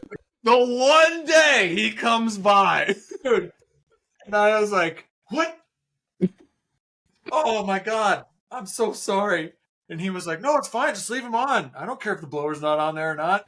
And I was like, well, thank God, because it hasn't been for 7 years. And then it was now you tell me. And we got to talking, and we ended up sending them a ton of GKTech parts for their SEMA build, that crazy Hellcat Swap Z that they did. That's all GKTech everything. Wow. So now we have a different kind of relationship with Magnuson. We actually put the blower in the car. It made 570 wheel horsepower on 6 pounds of boost. Unbelievable. We had to swap the pulleys front to back, but it made 1 pound of boost. It didn't really do much. But so it made a ton of horsepower, and I'm super happy with the car now. I had to buy 1,000 horsepower axles now, but again, and that was another reason. I was like, well, the car works. I don't want to do anything to jeopardize that. And so I did, and it was absolutely worth it. So now finally I can say I'm actually Magnuson powered and sponsored. Yeah. Not just the stickers on my car, but I think it's because I have the Fueled Racing V8 swap kit and the headers and everything, and I think it keeps it much lower than most of the cars because I barely had to cut my hood, and it wasn't that bad. Okay. I'll actually send you a picture of it here in a second, I'll go out there and take a picture of the car so you can see how little I actually had to cut the hood, so it didn't hurt as bad as I thought it was going to. Anyway. Yeah, we'll crop that in. Yeah, so that's that for guys I need to shout out, but they help me with pretty much every dumb project that comes my way, which strangely enough happens all the time. I even had to build a bus for the Grateful Dead. And I used sponsorship parts on that stupid thing. So it's like I get to do some pretty weird stuff, and on the TV show as much as I could, and then in real life, and even on the cars that don't get any love. Like, yeah, they're fantastic partners. So I couldn't be happier with them. Literally a man of all trades and backgrounds. There's a lot more to the onion that is Dan Brockett. I got too many layers for my own good. I never know what I'm doing. I never know where I'm going. I never know where I'm supposed to be. I'm lucky I made it to this podcast. Dude, I want to thank you so much for taking your time out on a weekday in the afternoon. And again, I had so much fun. I hope you had a good time. Same, man. It was an absolute blast. Yeah. Again, I am at Debo the Comic on Instagram, Chris DeBoard on Facebook, and you have been watching the Dirt Drop podcast on YouTube. We will see you on the next Dirt Drop. Peace.